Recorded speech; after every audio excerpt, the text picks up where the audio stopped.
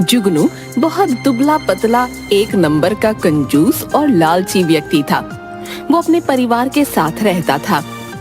परिवार में एक बूढ़ी माँ, पत्नी और बेटा था। उसकी पत्नी मोटी थी। उसे खाने का बहुत शौक था। उसे हर समय भूख लगी रहती थी तथा वो एक बार में 10 आदमियों का खाना खा लेती थी।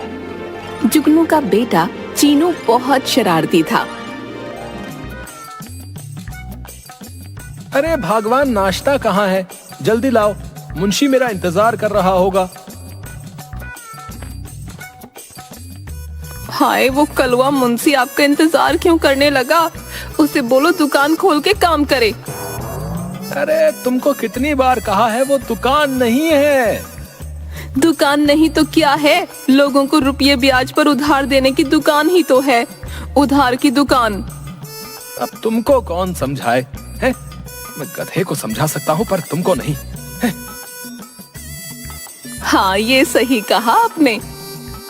उस मुंशी को बोलो आपकी उधार की दुकान खोल के काम करे। ना ना, वो नहीं खोलेगा। दुकान खोलते ही सफाई करनी पड़ती है। मुंशी झाड़ू नहीं लगाता, मैं लगाता हूँ। हैं? आप झाड़ू लगाते हो दुकान में? तुमको पता है रुपए भी बच जाते हैं। वो जो लड़का पहले झाड़ू लगाने आता था ना, वो बोला सेठ जी 5 रुपया बढ़ा दो। अरे भाई, काहे के 5 रुपया बढ़ा दूं?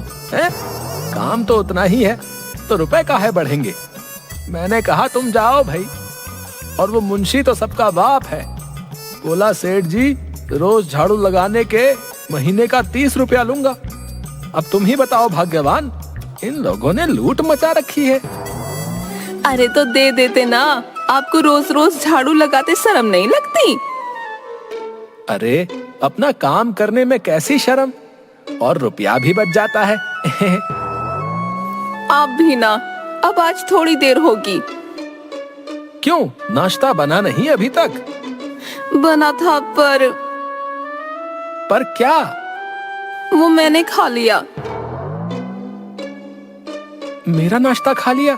तो कोई नहीं, चीनू या माँ के हिस्से का मुझे दे दो, उनके लिए फिर से बनवा लेना। उनका भी मैंने खा लिया। सुबह जितना नाश्ता बना था मैंने खा लिया। अब क्या करूं, पूरियां देखकर रहा नहीं गया। तुम्हारी इस खाने की आदत ने मुझे बर्बाद कर दिया है। इतना रुपया राशन में जाता है, कुछ पता भी है? ऊपर से जब देखो खा खा कर कितनी मोटी हो रही है। सुनो जी, कितनी बार कहा है, कुछ भी कहो पर मुझे मोटी मत कहा करो। मेरा वजन है ही कितना, बस 150 किलो ही तो है। ये कोई मोटापा है क्या? हे प्रभु, तू ही समझा इसे। सुनो, मैं जा रहा हूँ। अगर खाने को कुछ बचे तो भिजवा देना। तभी अंदर से आवाज आई, जुगनू, अरे ओ जुगनू, सुन तो। लो, अम्मा बुला रही हैं। अरे क्या है अम्मा? अरे कितनी बार कहा है, जाते वक्त टोका मत करो।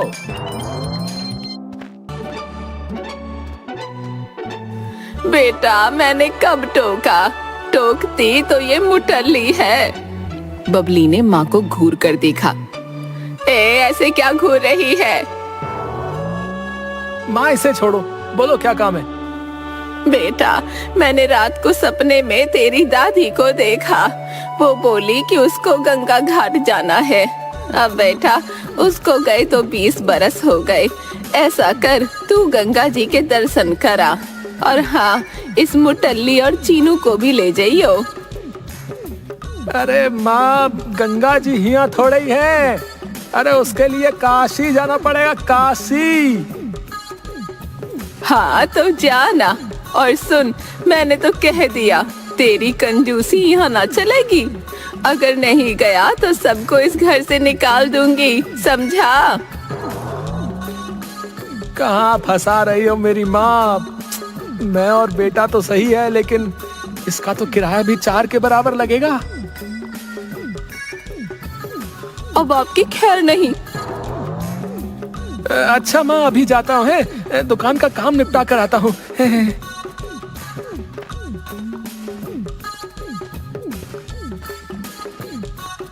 दुकान में अरे मुंशी, माँ ने काशी जाने के लिए कहा है। तू मेरी, चीनू और उसकी माँ तीनों की रेलगाड़ी की टिकट का हिसाब लगाकर कुल कितना खर्चा होगा ये बता। मुंशी हिसाब करने लगा। कुछ देर बाद उसने एक पर्चा जुगनू को दिया। उसे पढ़कर वो उछल पड़ा। 1000 रुपया का एक आदमी की टिकट, रहने खाने का अलग खर्चा। हाँ सेठ जी, काशी यहाँ थोड़े ही है, बहुत दूर है। आप बोलो तो एक सलाह दूं। सेठ जी, ये रेलगाड़ी का चक्कर छोड़ो, बहुत महंगा हो जाएगा। आप बस से चले जाओ, बस का टिकट सस्ता भी है और शाम वाली बस का और भी सस्ता है। मुंशी, तुम सच कह रहे हो? हाँ सेठ जी, मैंने सब पता कर लिया है, सब बढ़िया से हो जाएगा और खर्चा भी कम। शाम को जुगनू, बबली और चीनू को लेकर बस के लिए निकल पड़ा। अरे सुनो, इतना भारी पेटी मैं नहीं उठा सकती, किसी कूली को बुला लो ना। तुमसे तो कम ही भारी है। बबली ने जोर से पेटी नीचे रख दी। अरे ये क्या, चलो जल्दी से उठाओ इसे, देर हो रही है। कहा ना मुझसे नहीं उठता इतना वजन, इसे उठाकर तो और भूख लगने लगी। तुम भी ना, अरे कहीं इतना भारी है, कोई 25-30 किलो होगा बस। तो आप खुद ही उठा लो ना। जुगनू ने पेटी उठाने की कोशिश की तो वो खुद ही गिर गया। क्या पापा, आप बिना कुछ लेते क्यों नहीं? चुप बदमाश कहीं का, तुम्हारे इस झूले लाल पाप की तो हद हो गई है कंजूसी की। बबली ने पेटी उठा ली।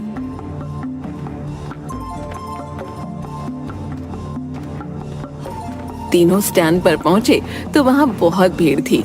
जुगनू एक आदमी से, ए भैया, ये शाम को काशी जाने वाली बस कौन सी है? देखो भैया, ऐसा है, शाम की कोई बस नहीं है, ठीक है? वो सामने वाली बस अभी आधा घंटे में चलने वाली है, ठीक है? बस के पास बहुत भीड़ थी। उसमें बैठने के लिए एक दूजे को लोग धक्का दे रहे थे। पापा, क्या हम इस बस में जाएंगे? अरे नाना, ई में तो खड़े होने की भी जगह नहीं है, हम ना जाएंगे इसमें। कोई ढंग की बस हो तो बताओ। तुम यहीं रुको, मैं पता करके आता हूँ। है जुगनू ने थोड़ा आगे जाकर देखा। सड़क पार एक पुरानी सी टूटी फूटी बस खड़ी थी। उसके पास बस एक आदमी खड़ा था। ओ भैया, ये बस काशी जाएगी? आदमी ने हाँ में सिर हिलाया। कब जाएगी? आदमी ने कोई जवाब नहीं दिया। ओ भाई, ये बस शाम को चलेगी ना? आदमी हाँ में सिर हिलाकर भाग गया। इतने में पहली वाली बस स्टार्ट हो गई। वो खसाखस भरी हुई थी। उसकी छत पर भी लोग बैठे थे। वो हॉर्न बजाती हुई चली गई। पूरा बस स्टैंड वीरान हो गया। अरे चलो चलो, हमारी बस वो रही सामने। हाँ, तीनों उस बस के वहाँ गए। पापा, ये बस चलती भी है? ये तो टूटी फूटी है। तुम्हें उससे क्या है, बस काशी पहुंचा दे। चलो चलो, अंदर चलो। जुगनू और चीनू अंदर चले गए, पर बबली बस के दरवाजे में फंस गई। हाय अम्मा, मर गई। अरे जी, मुझे अंदर खींचो। जुगनू और चीनू दोनों बबली का हाथ पकड़कर अंदर खींचने लगे। जोर लगा के हईशा, जोर लगा के हईशा। तीनों बस के अंदर बैठने के लिए ढंग की सीट देखने लगे। सुनो जी, ये वाली सीट बढ़िया है, यहाँ बैठेंगे। कहकर वो सीट पर बैठ गई और चीनू उसकी गोद में बैठ गया। जैसे तैसे जुगनू भी वहीं फंसकर बैठ गया। हाँ भाई, सब लोग ढंग से बैठो। ये बस कब चलेगी? बस अभी चलने वाली है। भैया, ये बस तो एकदम खाली पड़ी है। कोई और सवारी नहीं आएगी क्या? नहीं नहीं, कोई और नहीं आएगा, तुम लोग आराम से बैठो, कहकर वो जोर जोर से हंसने लगा। तभी बस स्टार्ट हो गई। पूरी बस जोर जोर से हिलने लगी और जुगनू सीट से नीचे गिर गया। पापा गिर गए, पापा गिर गए। चुप बदमाश! भगवान, पूरी सीट तो तुमने घेर ली है, मैं पीछे वाली सीट पर बैठता हूँ। बस हिचकोले खाती हुई चलने लगी। सुनो, जरा संभल कर, कहीं वहाँ भी ना गिर जाना। अम्मा, मैं भी अकेले सीट पर बैठूंगा, यहाँ कैसे खेलूंगा? अच्छा ऐसा कर, सामने जाके बैठ जा, मैं भी थोड़े अपने पैर फैला लूं। रात होने पर बस में अंधेरा हो गया। अरे बत्ती जलाओ। बत्ती नहीं है। फिर उसकी जोर जोर से हंसने की आवाज आई। सुनो जी, किसी होटल में बस रुकवाओ, मुझे तो बहुत भूख लग रही है। ये बस सुबह से पहले कहीं नहीं रुकेगी। फिर उसकी जोर जोर से हंसने की आवाज आई। अरे सुबह खा लेना, अभी खिड़की खोलकर आराम से सो जाओ। भूखे पेट नींद, ये बढ़िया मजाक है। तभी उसे खाने से भरी हुई हवा में नाचती थाली दिखाई दी। उसने बोलने की कोशिश की पर मुंह से आवाज नहीं निकली। बबली ने थाली पकड़ ली और सब खा गई। उसके बाद मिठाई की थाली हवा में नाचने लगी। उसे देखकर बबली की आंखें बड़ी हो गईं। उसने उस थाली को पकड़ा और सब कुछ खा गई। बस सब्जी पूड़ी और मिल जाए। उसके सामने सब्जी पूड़ी से भरी थाली प्रकट हो गई। उसने फटाफट सब खाया और एक लंबी डकार लेकर सो गई। जुगनू उंगलियों पर गिनकर हिसाब करने लगा। एक आदमी का 1000, 2 का 2, नहीं भगवान के तो बस खाने खाने का 1000 हो जाएगा। हे प्रभु, इतना खर्चा करवाओगे तो कोई लॉटरी भी लगवा दो। कहकर वो खिड़की पर सर रख कर कुछ सोचने लगा। तभी उसके कान में कुछ लगा। अरे बाबा, मच्छर भी खून चूसेगा। तभी उसके बालों पर कुछ लगा। उसने ऊपर की ओर देखा तो नोटों की गड्डियां हवा में उड़ती हुई दिखाई दी। उसने आंखें मल-मल कर देखा। ये असल के रुपए हैं। उसने दूसरी गड्डी पकड़ी तो और 10 गड्डियां हवा में नाचने लगीं।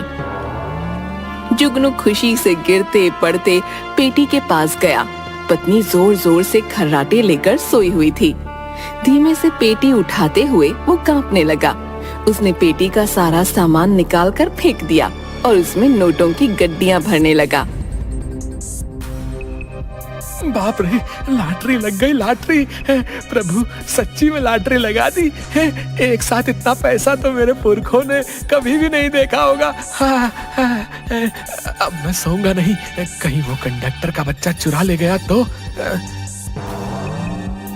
वो खुद उससे चिपक कर बैठ गया। पर थोड़ी देर बाद उसे नींद आ गई।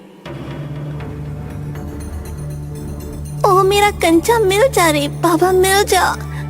पर नहीं मिला। ऑप्शन पर नहीं मिला। चीनू उदास होकर सीट पर लेट गया तो उसे हवा में उड़ती हुई गेंद दिखाई दी। ये कैसी गेंद है जो हवा में उड़ रही है? चीनू ने गेंद पकड़ने की कोशिश की तो हाथ लगाते ही वो 2 हो गईं। तो गेंद। उसने पकड़ने की कोशिश की पर वो और ऊपर हो गईं। बच्चों, अभी बताता हूँ। उसने फटी हुई सीट पर चढ़कर गेंद पकड़ ली। गेंद अच्छी है पर मेरा कंचा ज्यादा अच्छा है। मेरा जाना कहाँ खो गया? तभी चीनू के सामने उड़ते हुए कंचे आ गए। चीनू उन्हें पकड़ने लगा। उसने कंचों को अपने रुमाल में बांध दिया। वाह, कितने सुंदर और बढ़िया कंचे हैं, मजा आ गया। वो पटली को सिर के नीचे रखकर सो गया। थोड़ी देर बाद बबली की आंख खुली। हाय रे, बड़ी भूख लगी है। काशी तो अभी बहुत दूर है, कहीं से कुछ चटपटा मिल जाए तो मजा आ जाए। तभी उसे हवा में पकवानों से भरी थाली दिखाई दी। वो पकड़ने की कोशिश करने लगी तो वो और दूर होती जाती। उसके पीछे जाते जाते बबली बस की अंतिम सीट तक पहुंच गई। आ जाना, क्यों भागे जा रही है? कहकर उसने छलांग लगा दी, पर वो खुद ही हवा में गोल गोल घूमने लगी। बचाओ, अरे बचाओ, बचाओ! वो धड़ाम से नीचे गिरी और पूरी बस उछल गई।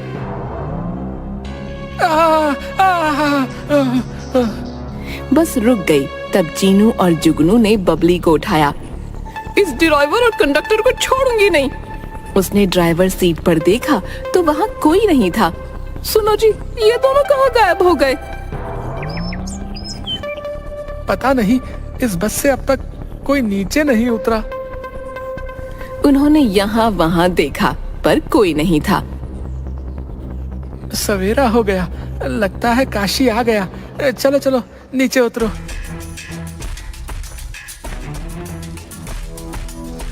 नीचे उतरने के बाद पापा, ये तो हमारे गांव जैसा लग रहा है। नहीं बेटा, ये काशी है। बस स्टैंड सब जगह एक सा होता है। ओ देखो, ये तो वही गांव का खीरे वाला है। ए भैया, तुम हमारे पीछे पीछे काशी तक आ गए? काशी? कहाँ है काशी? ये काशी तीर्थ है, हमको गंगा घाट जाना है। तुम्हारा यहाँ कैसे आना हुआ? भौजी पगला गई हो का है? ये काशी नहीं, अपना गांव है, गांव है। ये कैसे हो सकता है? हमने पूरी रात बस में सफर किया काशी जान खातिर। गांव कहाँ से आ गया? कौन से बस में गए भैया? वो सामने वाली। खीरे वाला सामने देखता है, वहाँ कोई बस नहीं थी और जुगनू और बबली बस को वहाँ न देखकर वहीं खड़े खड़े सुन्न हो गए। भाई, हम लोग पूरी रात एक बस में सफर करके आए हैं भाई, लेकिन अब देख रहे हैं तो अपने ही गांव में है। आप हमें किस बस में ले गए थे जी? मैंने तो खूब चटकारे लगाकर पता नहीं क्या क्या खाया है रात में। हाँ, और मैंने तो तुम्हारे संदूक से सामान बाहर फेंक पैसों से भर लिया है। दोनों जल्दी से संदूक खोलकर देखते हैं, उसमें कपड़ों के सिवाय कुछ न था। अरे जुगनू भैया, लगता है आपको बस स्टैंड के बाहर वाली वो जो भूतिया बस है उसके बारे में पता नहीं था। तुम लोग उसी बस की सवारी करके आ रहे हो भैया। है भूतिया बस? हाँ बबली भाभी, अरे पुराने बस अड्डे के बाहर रात को कई लोग इस भूतिया बस में चढ़ जाते हैं और उसका शिकार हो जाते हैं, लेकिन तुम लोग किस्मत वाले हो जो सही सलामत लौट आए।